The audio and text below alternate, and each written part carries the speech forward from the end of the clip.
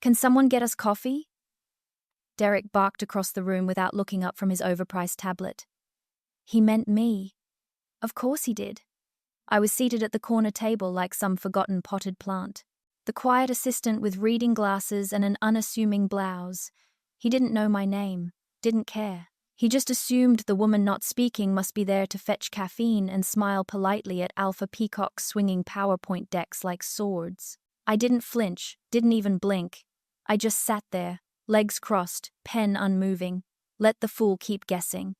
That's been my job for the past 4 years. Watching, listening, smiling when appropriate, taking mental notes with the precision of a forensic accountant. They think I'm harmless. They think I'm done, retired old guard, a relic from the founding days, graciously allowed to linger like a janitor who knows the Wi-Fi password. That's how Alan likes it. That's how he designed it. Take a step back, Denise, he'd said after my surgery.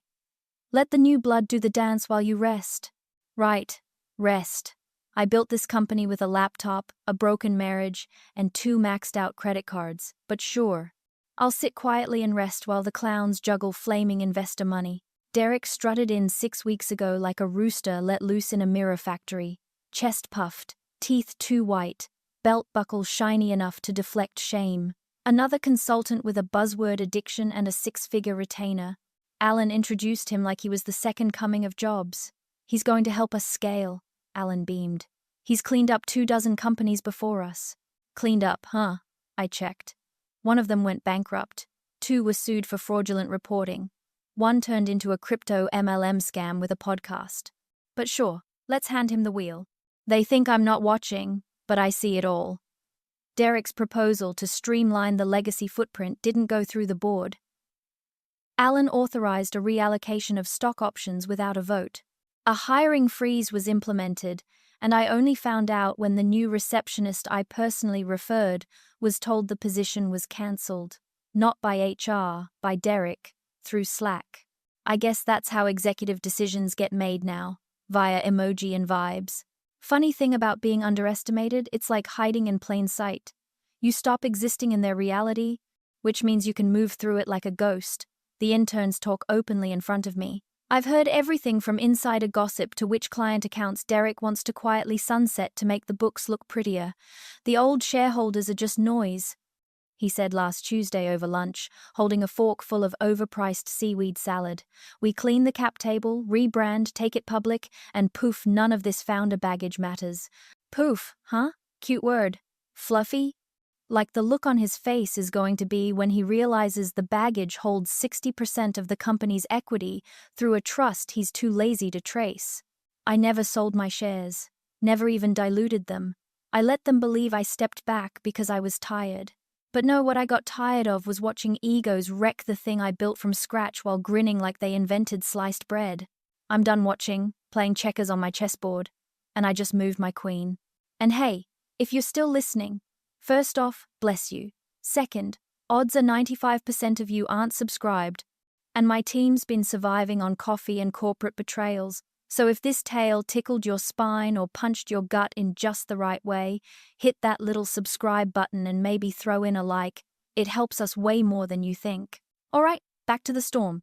The real kicker, Alan, my former mentee, my hand-picked successor, the man who once sent me flowers on Founders Day, has started avoiding eye contact in the hallway. His handshake's gotten softer. He's sweating through meetings. He knows on some primal level. I think he knows the floor is about to fall out. But Derek? Derek's still strutting, still printing color-coded org charts like they're sacred scrolls, still patting Alan on the back like a frat bro on homecoming. He doesn't see it coming. Doesn't know that I've already called my lawyer, that I've already begun updating the board, that I'm no longer just watching, I'm counting down. 3 moves left, 2 meetings, 1 summit, then the silence ends and I speak. Derek's first official team meeting was like watching a car crash choreographed by a theater major with a marketing degree. He rolled into the conference room in a slim-fit suit that looked like it had been vacuum-sealed onto his body, holding a designer notebook no one ever saw him write in. "Let's disrupt the status quo," he said, clapping his hands like we were at a TED Talk instead of a quarterly performance review. He pulled up a slide titled, "Refactoring the Core Team," as if he'd spent more than 9 minutes learning our org chart. He pointed at names, boxes, arrows, moved entire departments like Monopoly properties. No context, no history, just colors and acronyms. He turned toward me, standing right next to the whiteboard with that frat boy smirk, and said it.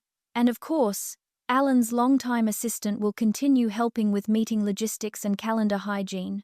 Calendar hygiene. The room went still for half a breath, just long enough for every executive present to register the insult and decide whether to react. Alan glanced my way, brief, mechanical, but said nothing. Not a word. Stared at the floor tiles like they were suddenly fascinating. Derek was already moving on, talking about ROI synergies and lean reinvention, probably inventing phrases as he went. I didn't speak. I didn't blink. I simply wrote one word on my notepad. Witnessed. Humiliation's a strange thing. It doesn't always arrive with yelling or tears. Sometimes it shows up like static in your spine, a faint buzz just under the skin. You feel it in your jaw, locked tight so the scream doesn't slip out. You feel it behind your eyes, where you refuse to let the moisture win.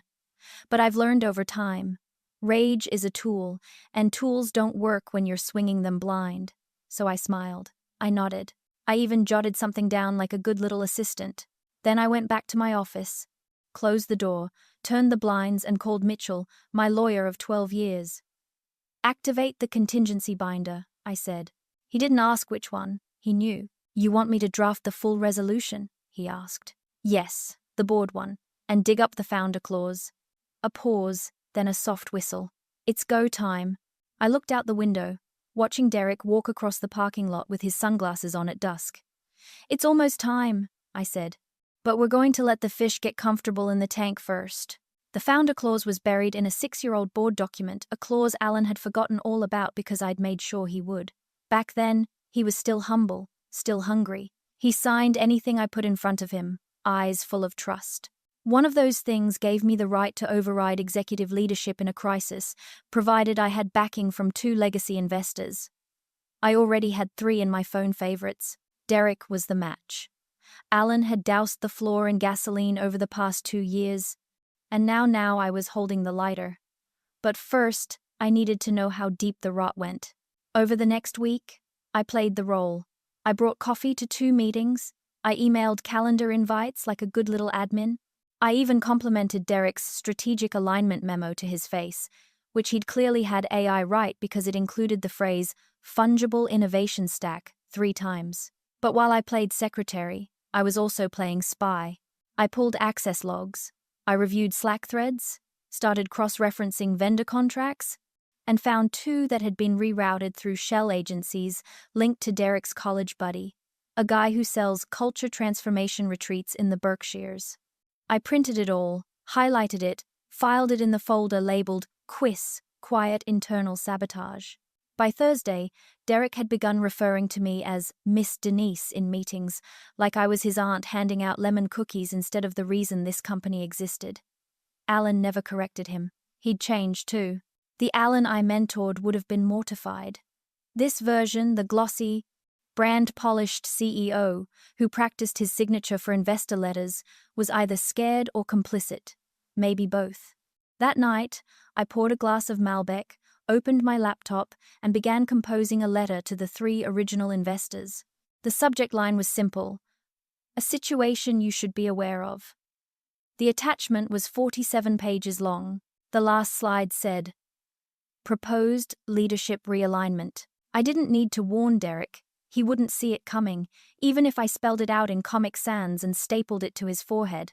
Before the glass office and the marble reception desk, before the interns with ring lights and job titles like Brand Synergy Architect, it was just me and a broken air conditioner in a strip mall co-working space. The company, back then, didn't even have a name that stuck, just a buggy prototype app built by 2 caffeine-addled Stanford dropouts who couldn't balance a checkbook but swore they'd change the world. They pitched me on a napkin during a networking event. Everyone else walked away after 10 minutes. I stayed for an hour, not because the idea was brilliant, it wasn't. It barely worked. But the problem they wanted to solve, that was real. And I knew if someone older, meaner, and far more stubborn got behind the wheel, it could become something. So I wrote a check. Not a big one, just enough to cover server costs, ramen, and their rent for 3 months. They offered me 10% equity. I said I wanted 40%. They laughed. I said, "You want the check or not?" They handed over the paperwork so fast I barely finished my wine. 3 years later, one of them had vanished into a polyamorous commune in Oregon. The other was threatening to sell the IP to a competitor because he wanted a Tesla. And me? I was still there, still grinding, still wiring money at 3 a.m. When the back end caught fire and we were 3 days from missing payroll, I quietly bought out the one who disappeared. The second one, I let him sell, but I controlled the buyer. By the time Alan entered the picture, the bones were solid. He had polish, confidence, MBA language, could smile while saying absolutely nothing, which is more useful in fundraising than anyone admits. I made him COO, coached him, protected him from his own ego. When I needed surgery and had to step back, I gave him the reins, but never the keys to the vault. That's when I created the blind trust. 60% of the company's equity, buried behind shell structures and legacy legal documents even the board didn't fully understand. I didn't want my name in headlines. I didn't want another tech matriarch sob story on the cover of Forbes. I wanted control without attention. I wanted the power to disappear, but only until I needed to reappear. Then came the state infrastructure deal. Our competitor had stronger code, a slicker demo, and deeper lobbying connections. But I had something they didn't: patience and a fake name, Margaret Ellis. That was the alias. I filed the paperwork, sent the RFP under an advisory firm I created in Delaware, and made the pitch myself. Grey wig, voice modulator, the whole 9 yards. Don't laugh, it worked. The Department of Transportation signed a 3-year contract worth $28 million with Ellis Consulting. A month later, Ellis transferred the service component to us, my company. Clean, legal, untraceable, unless you had the clearance to see through the filings. Alan called it a miracle. I called it Tuesday. I should have known even then his gratitude had an expiration date. When the money rolled in, so did the vultures. Consultants, advisors, strategic partners, who'd never held a wrench or solved a deployment problem, suddenly floating around like they'd always been here. Derek was just the newest in a long line of snakes, but at least his venom came with neon charts and sponsored LinkedIn posts. Now I was watching them circle the kill where the body still had a pulse and a knife in hand. I called Mitchell again the following morning. "Draft the board resolution," I said. "You want to initiate the clause?" he asked, already typing. "Not yet," I said. "Just prepare the packet and add the investor endorsements. I'll get the signatures." "And Alan?" I looked at the framed photo on my shelf, me and Alan from the early days, grinning like idiots in front of a banner that said, "We made it," in Comic Sans. Find out with everyone else. It started with a meeting that I was never supposed to know about. No calendar invite, no hallway whispers, not even a slipped agenda item. Just a suspiciously locked conference room and the unmistakable scent of 2 expensive colognes wafting down the hallway like a warning shot. Derek was inside, of course, holding court like the undercooked Gordon Gekko he thought he was. Alan sat to his right. A few mid-level VPs rounded out the table, people with just enough stock to be dangerous, but not enough memory to be loyal. I wouldn't have known it was happening if it weren't for Jasmine. Jasmine used to be my intern back when her biggest crisis was figuring out how to politely decline a lunch invite from the creepy marketing director. I taught her how to write emails that sounded like velvet but cut like razors. She's a receptionist now, smart, steady, sharper than most of the execs walking past her desk, pretending she doesn't exist. She texted me mid-meeting. 2 words. Derek's purging. I walked past the glass wall like I was heading to the copy room.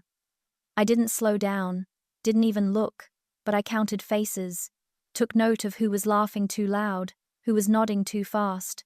Derek had brought printouts, thick, glossy ones with charts. I knew the look. This wasn't a brainstorm, it was an execution plan. I waited until after hours.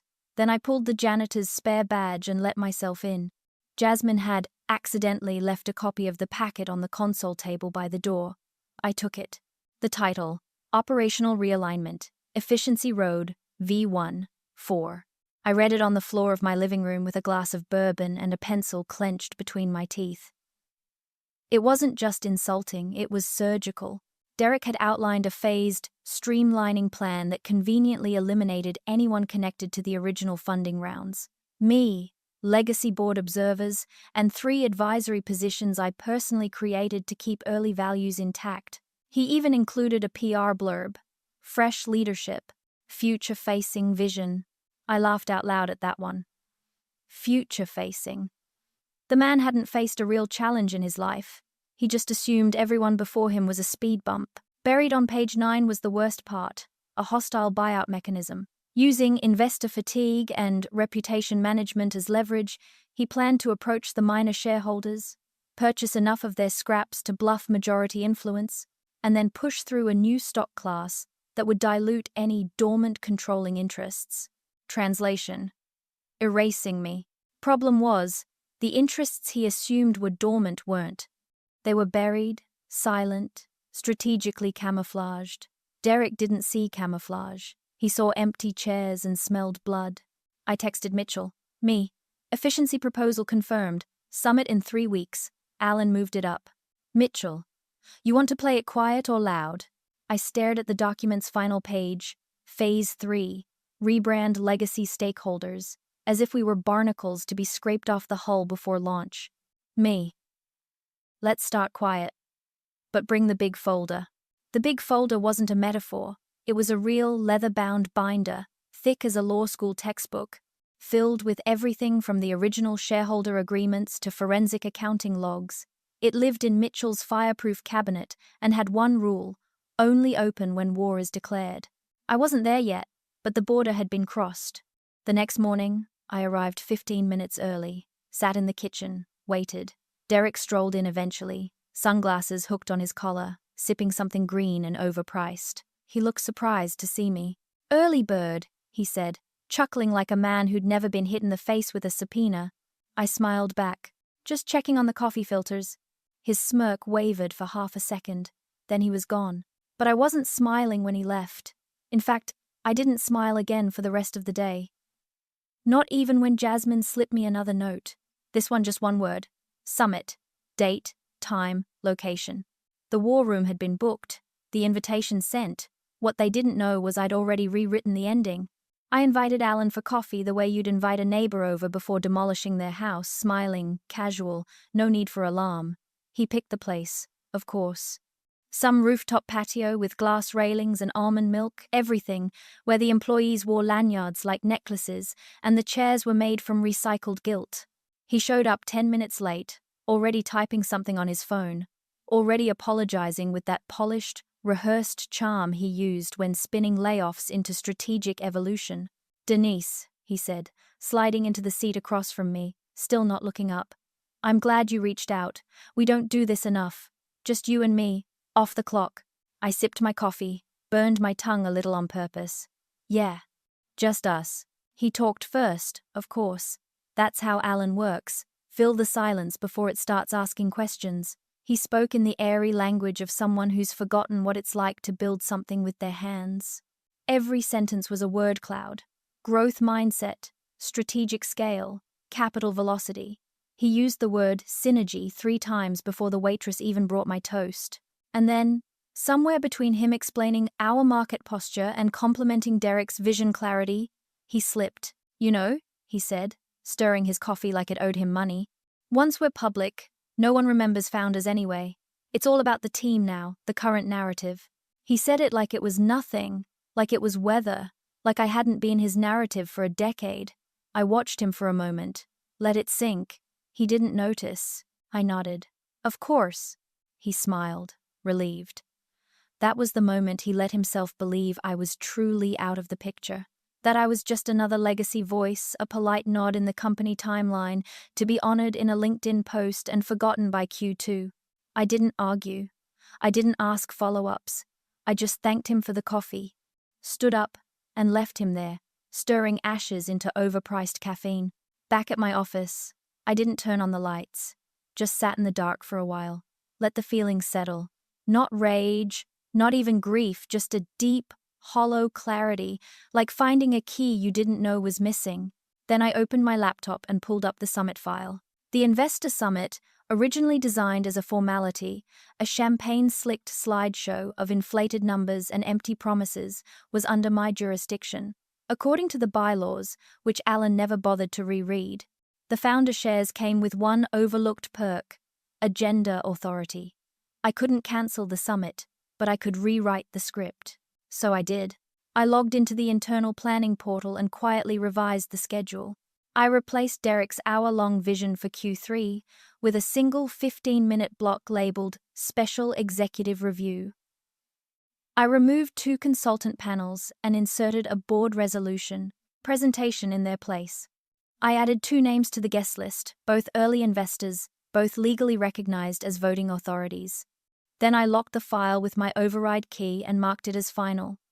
By the time the administrative assistant opened it the next day to print the handouts, there would be no time to argue, no room to change course. Alan had always been a performer, a good one, at that. Slick, charming, photogenic in a way that made VC firms salivate. But today, I saw the crack. The chip in the veneer. He was playing CEO in a suit someone else paid for. And I finally realized he wasn't afraid of being betrayed, he was afraid of being irrelevant. And that fear, that was going to be the hook I used to drag him off the stage. The first investor I called was Glenn Mallory. Glenn doesn't do LinkedIn. He doesn't do press.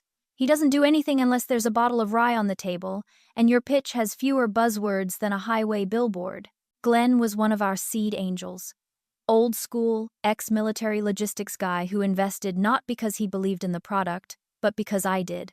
When we hit our first cash flow panic, he wired $250,000 without blinking and told me, "Don't screw it up, or I'll haunt your dreams." He answered on the second ring. "Denise," he grunted. "Someone dying?" "Not yet," I said, "but someone's about to wish they had." 10 minutes later, he was in. The second call was to Lydia Cho. Lydia made her fortune building supply chain software so reliable Amazon tried to buy her twice. She still drives a 15-year-old Prius and once shut down a $40 million merger meeting because the other party used Comic Sans in their pitch deck. She has never once smiled at Alan.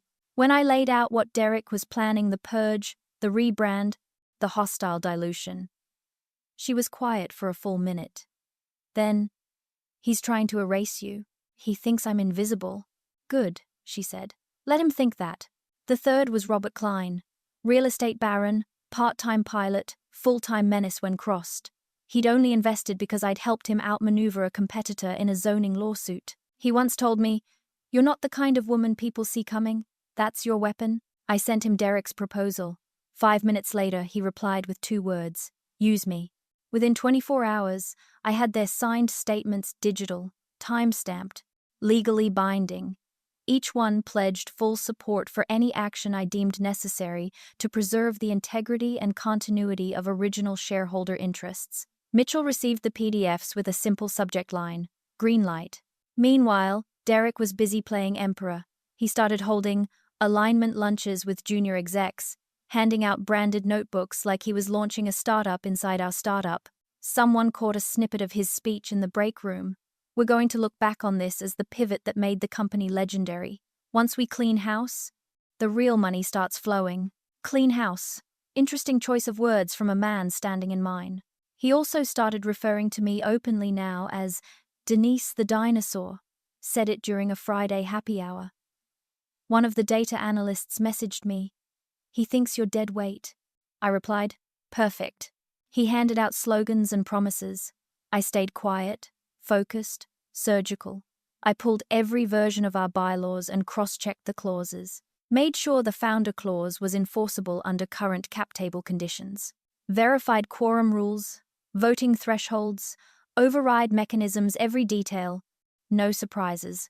I also printed the original infrastructure contract, the one I brokered as Margaret Ellis highlighted the clause that tied our government revenue stream to non-transferable service agreements. If the board changed without disclosure, the contract voided. Derek's rebrand pitch would kill $28 million in annual revenue. I underlined that part in red ink. Then came the folder, the real one, leather-bound, hand-stitched, heavy enough to hurt if you dropped it on a foot. Inside, original founder equity agreements, trust documents linking me to the 60% stake, the board removal clause signed by Alan 6 years ago, The 3 investor endorsements, financial statements showing the risk of Derek's plan, a notarized resolution to remove Alan as CEO and Derek as strategic advisor, and one last page, a confidential email from a state regulator confirming the infrastructure deal would be audited if Derek's proposed pivot went through. I slipped a paperclip on that one, labeled it nuclear option. I placed the folder in my briefcase, shut the latches, and for the first time in months, I smiled. Not a polite social smile, not a boardroom grin, a real one. The kind that says, I'm done watching. I'm done waiting. And now you're mine. The ballroom smelled like money and desperation. Crystal wine glasses gleamed under chandeliers the size of SUVs.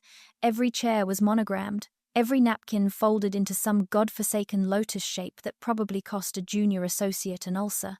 The floor sparkled with waxed marble, and the walls were lined with tall banners screaming phrases like Next Horizon and Velocity of Innovation. No one in the room knew what those meant. Didn't matter. The visuals slapped. That's all Derek needed. The investor summit had officially begun.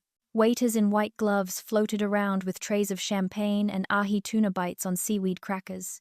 A jazz quartet played near the bar, just loud enough to distract, not loud enough to offend. There were branded gift bags at every seat. And yes, Derek had included copies of his vision statement, printed on thick cardstock with embossed edges.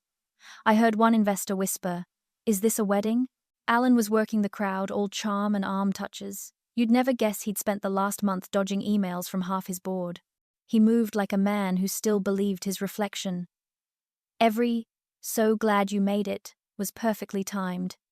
Every nod rehearsed. But his eyes were searching the room for something or someone. He avoided mine. Derek, meanwhile, had his own gravity. He floated in with his sleeves rolled up just enough to say, "I'm casual," but still wore a Rolex that caught every beam of light like it owed him rent. Laughed too loud, grinned too wide, kissed too many cheeks. When he passed my table, he didn't even pause, just walked right past me like I was air. Or maybe he didn't see me at all. Good. That was the point. I sat in the back row. No name card, no folder, just me, my briefcase, and a glass of sparkling water I didn't touch. Around me, early investors mingled. Glenn was at the far end, dressed like a retired detective on vacation.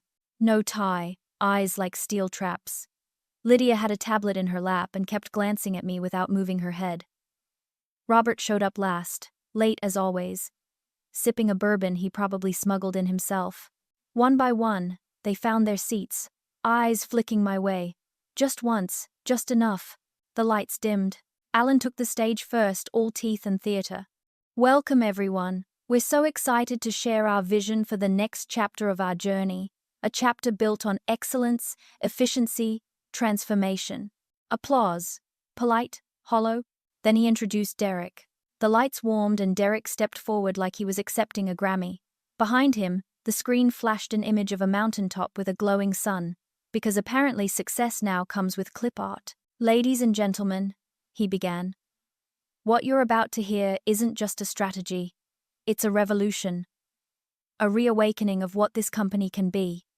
Leaner, sharper, future-aligned." I counted 6 buzzwords in his first sentence. He spoke in the cadence of a man trying to hypnotize his own ego. Every phrase was a soundbite. Every slide was a flex. He showed graphs without arrows. Words like scalable ecosystem evolution, stakeholder harmonization. One slide literally read, "Disruption isn't coming, we are the disruption." He paused for effect. No one clapped, but he didn't notice or didn't care. Then came the dagger. He clicked to a slide titled Legacy Stakeholder Optimization.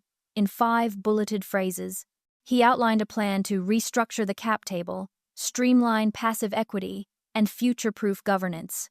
It was coded language, but anyone paying attention knew. Purge the founders, cut the original investors, repackage the firm with a prettier face for Wall Street.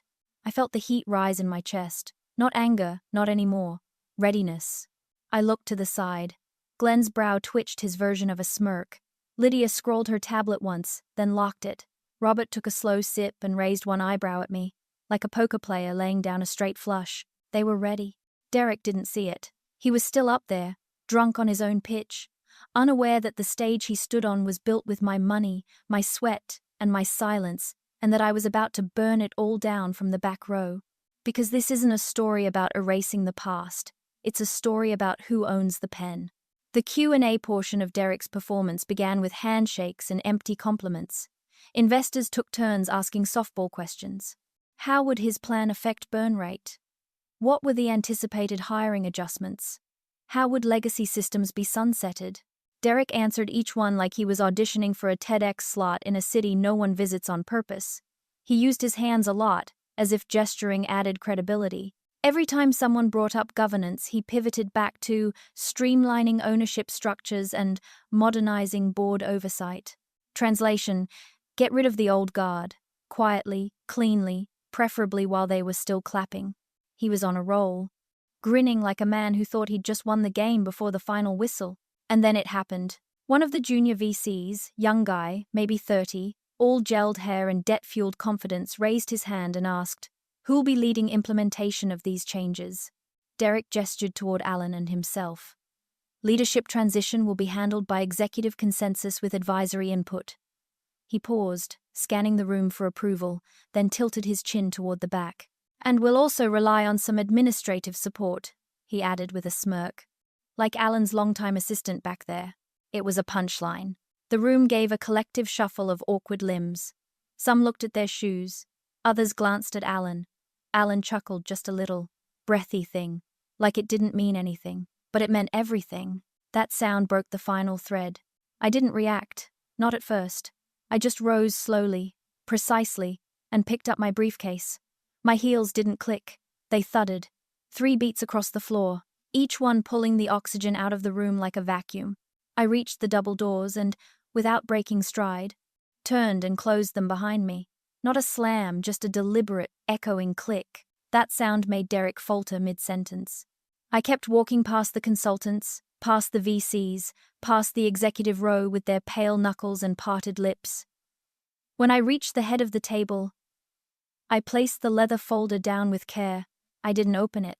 I looked directly at Derek, then at Alan, then at the rest of them, and I said, "Because I own 60% of the company." You could have heard a heartbeat hiccup. No one moved, no one spoke. Someone dropped a pen. It rolled off the table and kept going all the way to the wall. No one bent to pick it up. Alan turned gray. Not pale gray, like his soul had short-circuited and yanked all the pigment with it. His jaw moved, but no sound came out. Derek tried to laugh. "Wait, what?" I opened the folder. There, in neatly stacked sections, was the truth. The blind trust confirmation with my name in legal black ink. Founder clause signed by Alan in 2017. 3 signed letters from early investors endorsing my authority to remove executive leadership. The contract showing that Derek's restructure violated state funding provisions and risked voiding our most profitable agreement. And finally, the board resolution to terminate both Derek's advisory contract and Alan's CEO role, effective immediately. I didn't raise my voice. I didn't cry. I didn't shake. I simply looked around the room, calm as still water, and said, "Your presentation ends here." For a full 10 seconds after I said it, "Your presentation ends here," there was only silence, the kind that lands like snow in a cemetery. Heavy, dense.